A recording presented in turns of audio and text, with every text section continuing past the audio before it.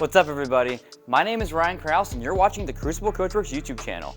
Today I'm going to be taking these splash molds, I'm going to mock them up back onto the car. I've already cleaned the clay off, and then we're going to actually glass the bumper. Now I'm trying something new this time. I received this lapel mic for my birthday, so we'll see how it goes. I think that it sounds a lot better, but we'll see how it does in post. So here's how this is going to work. Right now, I've just screwed back on these splash molds as a test fit to make sure they fell back to where they're supposed to go, which they did, so that's good. I've already cleaned the clay off of the bumper itself, and I've also cleaned the clay off the inside of these, as you've seen in the last video, which I am actually currently editing right now, but shh. Anyway, the plan is I'm going to take these back off now that I've confirmed they fit. I'm going to coat them in a wax and then a PVA, let that cure.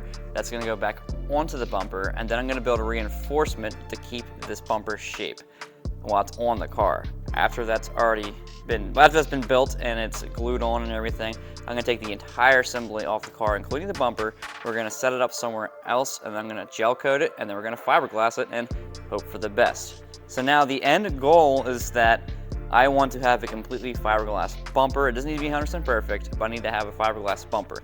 This original bumper here is a 997 GT3 fiberglass recreation bumper, so it's already fiberglass. Just need to make the top half, hence the splash mold. But after all that is done, and I have it made in fiberglass, I'll be able to do the finishing body work, which I'll be doing with like filler and other materials so I can block it perfectly straight and make sure it fits the car perfectly. And once that's done, I'll be able to take a mold of the entire bumper. So then I'll have a jig set up to make one big mold, multiple pieces, but one mold of the entire bumper so we can make more of these bumpers and not have to rely on a donor bumper. So that's the basis of what's going on here. And I think that it's just time to get ready to get going. So I'm gonna go ahead and I'm gonna pull these splash molds off, and then we're gonna prep them for some PVA.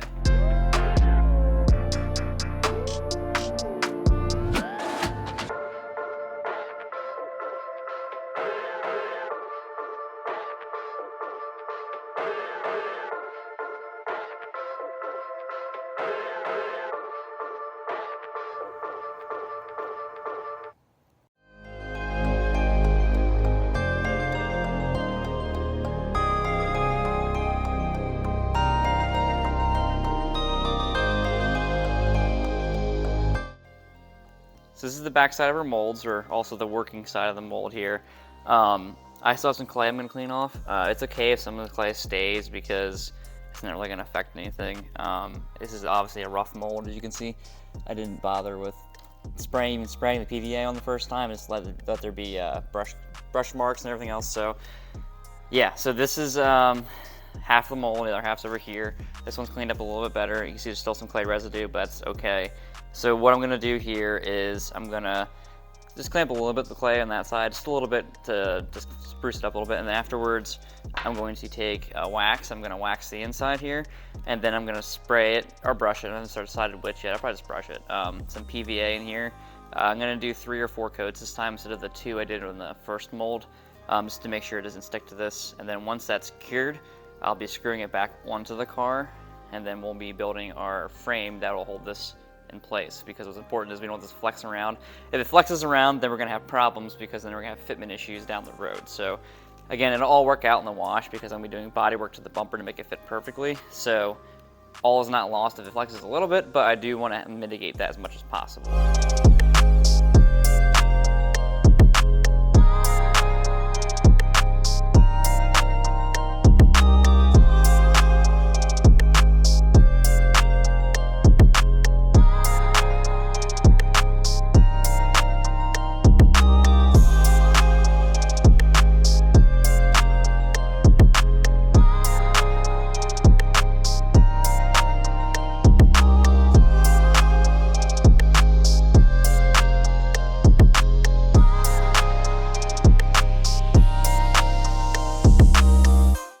Alright, so what I did there was I used this Johnson paste wax. It's super old. It's actually so old it doesn't even say what's inside of it. It just says directions and stuff, but we used it before, so I know it works. So I put that down, wiped it on, buffed it in and off, and then afterwards I used this Evercoat PVA, which I think I explained in a previous video is like a sprayable vinyl.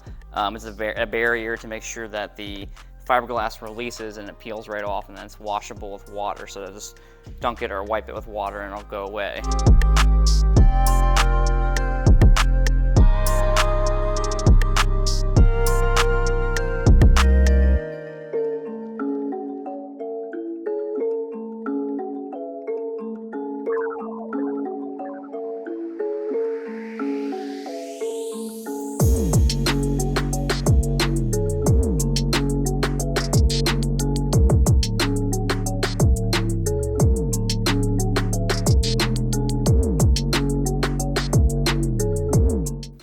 All right, so it's screwed up now. I have screws throughout the bumper here. I have ones in the center.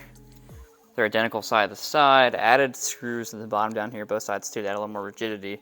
What's next is I have this aluminum piping here, this tubing.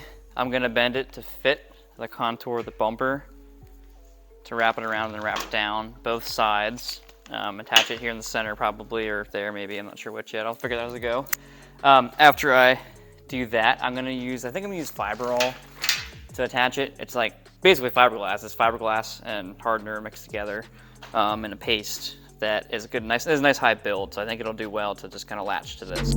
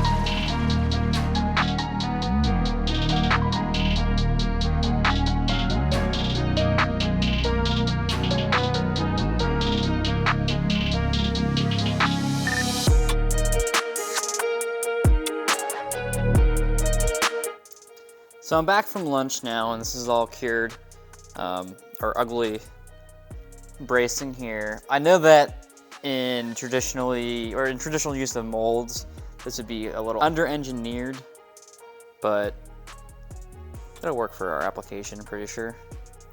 So now what I'm gonna do is I'm gonna take this off, the entire assembly off in one piece, flip it over, put it on a stand, make sure it's all nice and solid, and then we're gonna spray some gel coat on. Let's do it.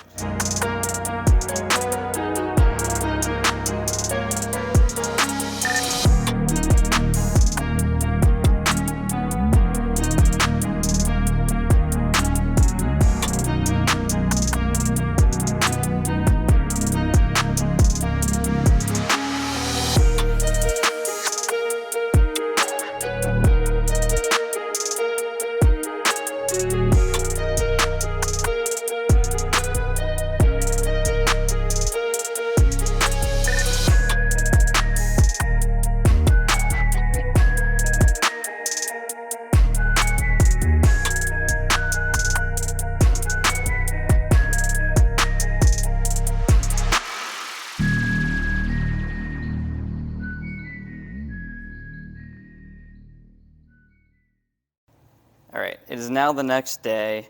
I went ahead and added a second heavier coat with a brush because the first coat I did with the primer gun, it was just too thick to spray, and I realized I did not have acetone to thin it out like I was supposed to spray it.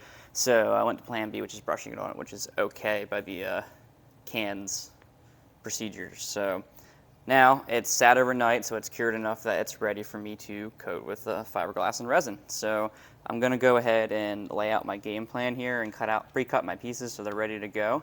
And then we're gonna glass this, and hopefully it goes well.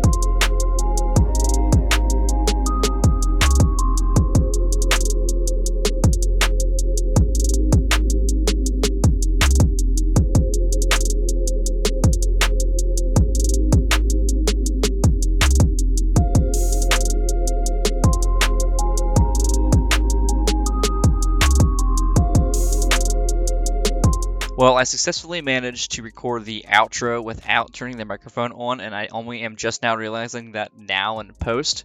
So anyway, the glassing went great, and we're going to be popping this out of the mold very soon, so keep an eye out for the next video where we do that and try to fit it up to the car. So don't forget to leave a like and comment and subscribe and help us keep growing. You guys have been great with doing that, and I'll see you guys later.